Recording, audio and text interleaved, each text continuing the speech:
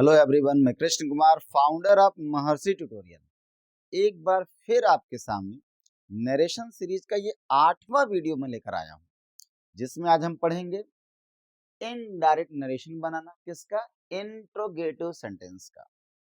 सही देखा, सही सुना आपने। इंट्रोगेटिव सेंटेंस का इनडायरेक्ट नरेशन बनाना, यानी रिपोर्टेड स्पीच में, यानी डायरेक्ट नरेशन के सेंटेंस में जब भी कभी इन्वर्टेड कामा के अंदर इंट्रोगेटिव सेंटेंस आते हैं, तो ऐसे सेंटेंस को इनडायरेक्ट में बदला कैसे जाता है, क्या रूल्स होते हैं, आइए ध्यान से देखिएगा। अगर आपको ये वीडियो पसंद आए तो सब्सक्राइब भी कर लीजिएगा, शेयर भी कर लीजिएगा और मुझे कमेंट में लिख के बताइएगा भी कि कैसा लगा आपको ये वीडियो।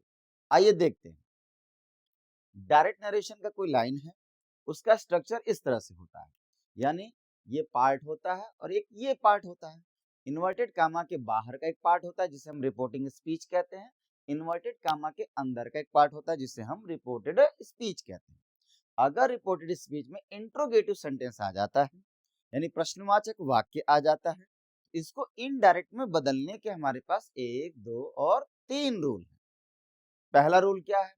रिपोर्टिंग वर्ब, यानी ये है reporting verb, is changed as below, यानी रिपोर्टिंग वर्ब को निम्न रूपों में बदला जाता है। पहला, बाय द वे, अगर यहाँ पे से आ गया तो हम इसको आस्क बना देंगे। अगर यहाँ पे सेज आ गया तो हम इसको आस्क में बना देंगे। अगर यहाँ पे सैड आ गया तो हम इसे आस्क्ड में चेंज कर देंगे। ये रहा रिपोर्टिंग वर्ब को बदलने का नियम, यानी से को हम आस्क में, सेज को आस्क में और सैड को आस्क्ड में बदल दिया जाता है। दूसरा क्या रूल है? Conjunction is used as below, निम्न रूपों में कंजक्शन का इस्तेमाल। कंजक्शन क्या भाई?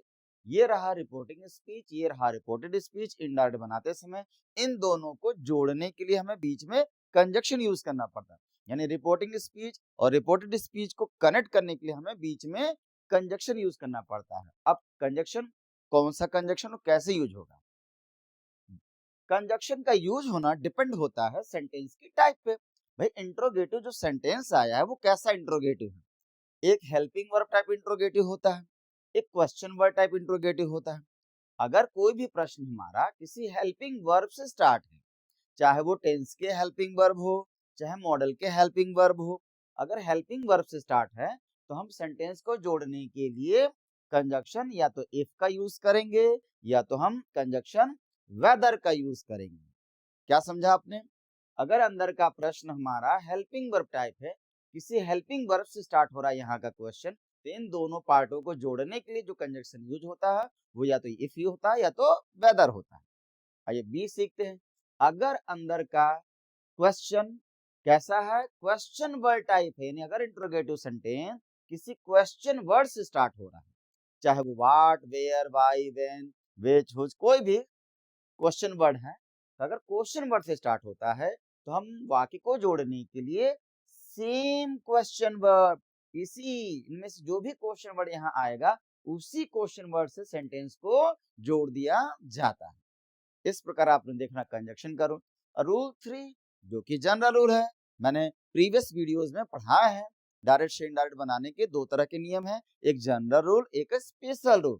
तो जनरल रूल में हम चेंज ऑफ प्रोनाउन पढ़ते हैं, टेंस को चेंज करना पड़ते हैं और सम पार्ट्स ऑफ स्पीच को भी चेंज करना पड़ते हैं। ये सारा मैंने पिछले वीडियो में बनाया है, वहां जाके आप इनका वृद्धिहत प्रॉपर और एक्सप्लेनेबल लेवल पे नॉलेज ले सकते हैं। अब हमने देखा इंट्रोगेटिव सेंटेंस का इनडायरेक्ट बनाने के 3 रूल है, रूल 1, रूल 2 और रूल 3। आइए हम सेंटेंस के एग्जाम्पल द्वारा देखते हैं कैसे इंट्रोगेटिव सेंटेंस का इनडायरेक्ट नरेशन बनाया जाता है। इंट्रोगेटिव सेंटेंस के पहले एग्जाम्पल में आइए देखते हैं। लिखा है सुहाना सेड टू रवि, सुहाना ने रवि से कहा। क्या कहा भाई? Has Rani done her work, यानी ये रहा डायरेक्ट नरेशन का एक सेंटेंस जिसमें रिपोर्टेड स्पीच के अंदर एक सेंटेंस आया हुआ है जो आप देख सकते हैं कि इंट्रोगेटिव सेंटेंस है। अब इसका इनडायरेक्ट बनता कैसे है, तो आइए बना के देखते हैं। तो नियम सिखाया गया इससे पहले कि जब इंट्रोगेटिव सेंटेंस आ जाता है तो हमें साइड को चेंज करना होता है, रिपोर्टिंग वर्ब को चेंज करना होता है। अगर रिपोर्टिंग वर्ब से आता है तो वो आस्क में, सेज आता है तो आस्क्स में और शैड आता है तो आस्क्ड में बदल दिया जाता है। अब ये केवल जरूरी नहीं है कि हम कि हर समय आस्क वर्ड का ही इस्तेमाल करें, बट अभी स्टार्टिंग लेवल पे आपको सीखने के लिए पहले एक शब्द हम यूज कर लेते हैं आस्क। इसके अलावा भी आप बहुत सारे वर्डों का इस्तेमाल कर सकते हैं जो ये दर्शाते हैं कि किसी एक व्यक्ति ने किसी दूसरे व्यक्ति से पूछा। तो पूछने का सेंस क्लियर करने के लिए जो जो वर्ड आते हैं, जैसे इंक्वायर्ड आता है, आस्क आता है, इंट्रोगेट आता है, इसी प्रकार बहुत वांटेड टू नो आता है। तो बहुत सारे वर्ड्स को हम एज ए सब्स्टिट्यूट यूज कर सकते हैं। लेकिन आइए हम एक वर्ड से पहले सीखते हैं। अब इसका आंसर बनेगा सुहाना सैड को हम आस्क में बदल देंगे। पहला चेंज यहाँ पे होगा, फर्स्ट चेंज रिपोर्टिंग वर्ब को चेंज करके होगा। सुहाना सैड, किससे सैड भाई, अरे सॉरी, सुहाना आस्क्ड, किससे आस्क्ड, रवि से। आस्क के बगल में टू का यूज हम नहीं करेंगे, तो आंसर बना सुहाना आस्क्ड रवि। अब यहाँ पे एक पार्ट है ये रिपोर्टिंग स्पीच का, एक पार्ट है ये रिपोर्टेड स्पीच का।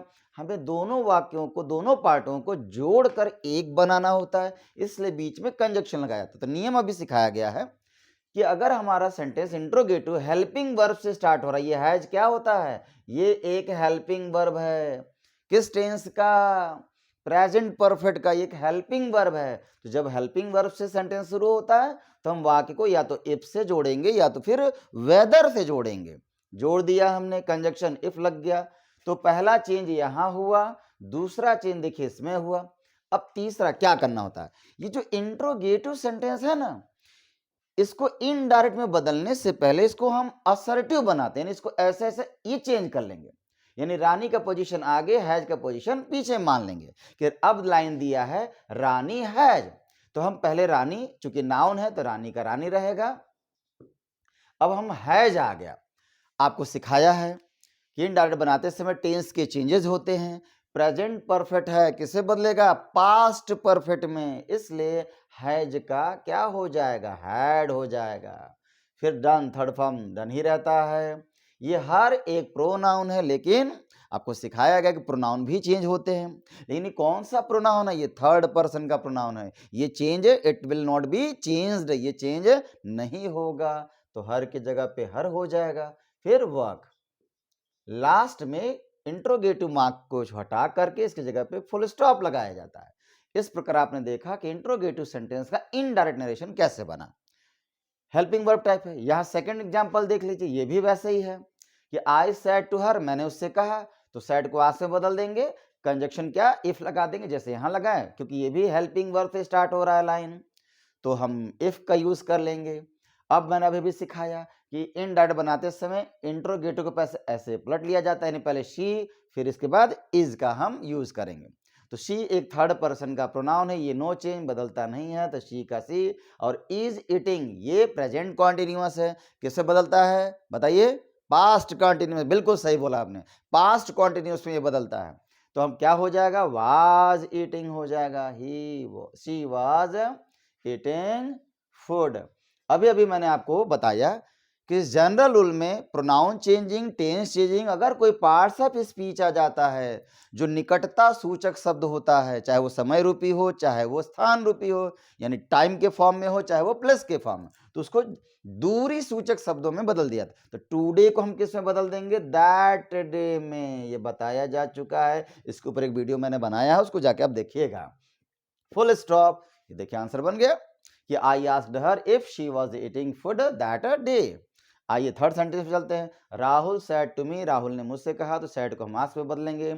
अब बारी आती है कंजक्शन लगाने की। जब हम यहाँ देखते हैं तो हमारा ये लाइन, तो ये तो कुछ अलग दिख रहा है, ये हेल्पिंग वर्ड से स्टार्ट हो रहा था, ये किससे स्टार्ट हो रहा है, ये क्वेश्चन वर्ड से स्टार्ट हो रहा है। तो क्वेश्चन वर्ड से जब स्टार्ट होता है लाइन, तो कंजक्शन इफ वगैरह नहीं लगाया जाता है।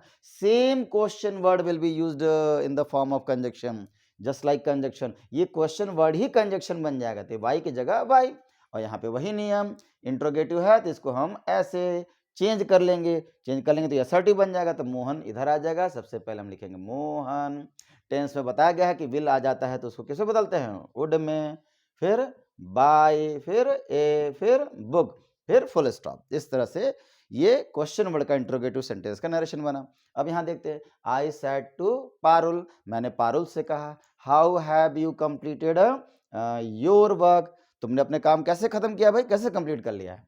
तो सैड को हम बदल देंगे आस्क्ड में, टू लगता ही नहीं है, पारुल, फिर हमें कंजक्शन लगाना है। आप जानते हैं ये हाउ क्या है, क्वेश्चन वर्ड है, तो क्वेश्चन वर्ड है तो सीधी सीधी बात है ये हाउ कंजक्शन के रूप में यूज हो जाएगा। फिर यहाँ पे वही रूल, इसको चेंज करना है। यू, यू क्या है, एक सेकंड पर्सन का प्रोनाउन है, बदलता किसके हिसाब से, ऑब्जेक्ट पारुल के हिसाब से।